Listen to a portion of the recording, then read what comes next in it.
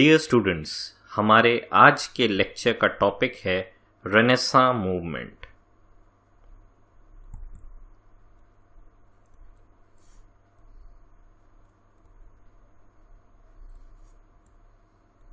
English literature के इतिहास में अगर हम देखें तो रेनेसां मूवमेंट एक काफ़ी इम्पोर्टेंस रखता है। सिर्फ इंग्लिश लिटरेचर के लिए नहीं, बल्कि जितना भी आर्ट, कल्चर, म्यूज़िक या पूरा जो एजुकेशन से लेके, फिलॉसफी से लेके, साइंस से लेके जितने भी डिसिप्लिन्स हैं, उसमें रेनेसां मूवमेंट का एक इम्पोर्टेंस रहता है और पूरे यूरोप में रहता है। ये मूवमेंट है क्या? The movement involves a rebirth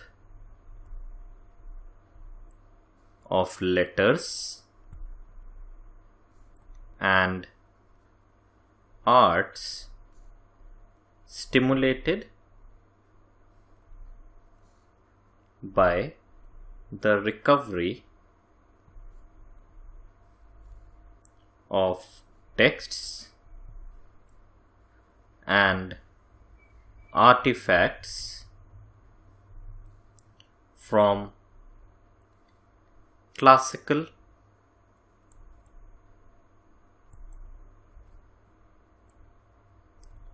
antiquity. It unleashed new ideas and new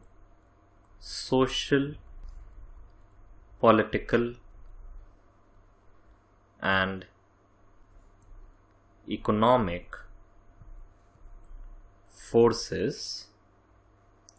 that gradually displaced the spiritual and communal values of the Middle Ages. बहुत सारे लिटरेरी हिस्टोरियंस जो हैं रेनेसां मूवमेंट को एक कॉम्प्लेक्स मूवमेंट बताते हैं, क्योंकि इसमें काफ़ी सारी चीज़ें इन्वॉल्व हैं। जैसे कि रेनेसां का अगर हम लिटरली एक मीनिंग अगर समझने की कोशिश करें तो उसको रीबर्थ हम कह सकते हैं। Rebirth of letters, arts stimulated by recovery of text and artifacts. तो एक तरीके से एक मिडिवल लिटरेचर जब हम पढ़ रहे हैं,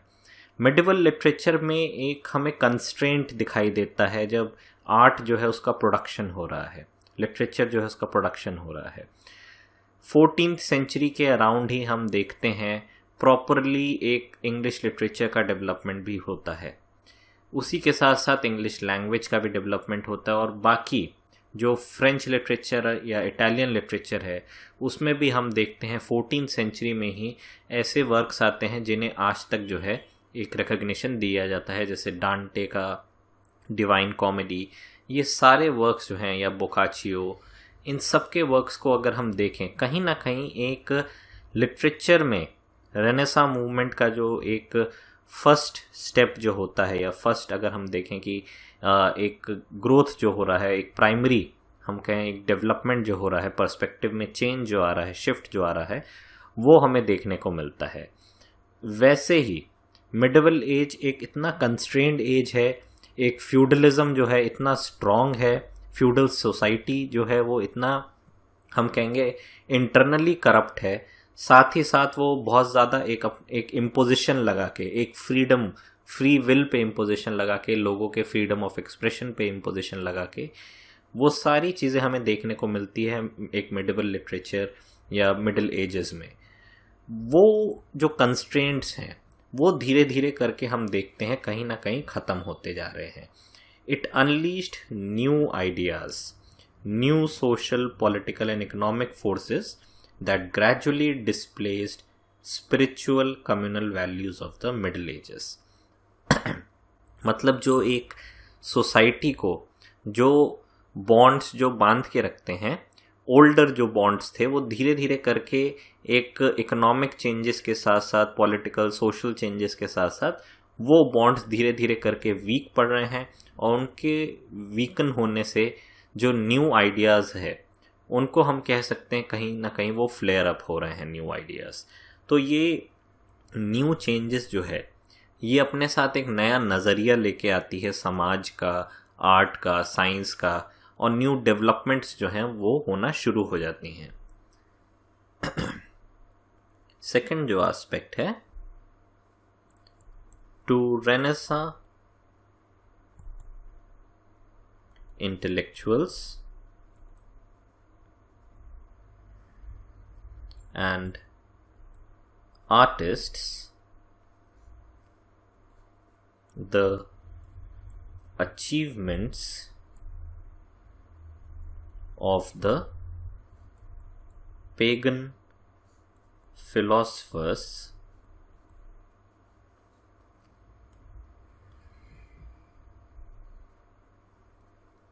of ancient Greece and Rome appealed more than the Christian theologians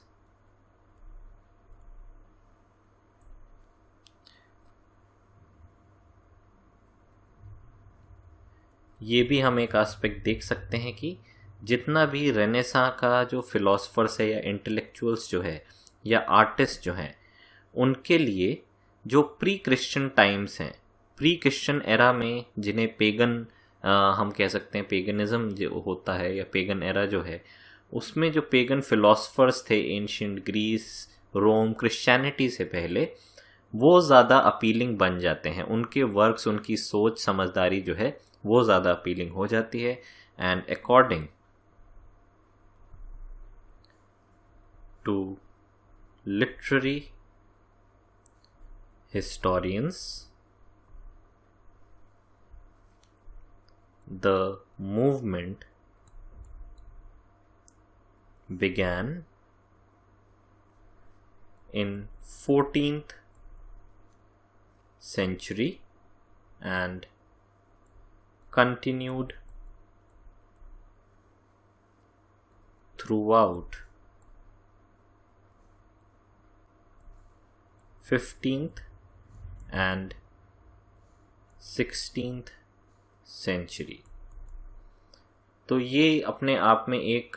time period जो है रेनेसां मूवमेंट का, कहीं ना कहीं हम देखते हैं कि जैसे जैसे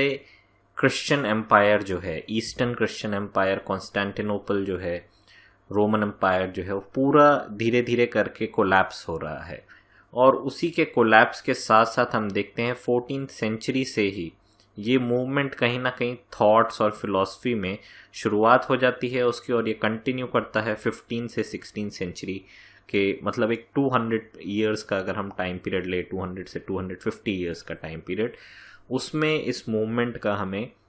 एक जोड़ जो है वो दिखाई देता है। In 15th century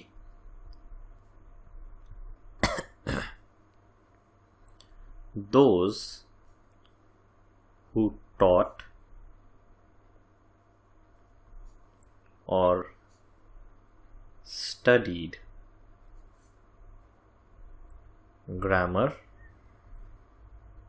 rhetoric, history, poetry, and moral philosophy, and these studies focused on classical, especially Roman culture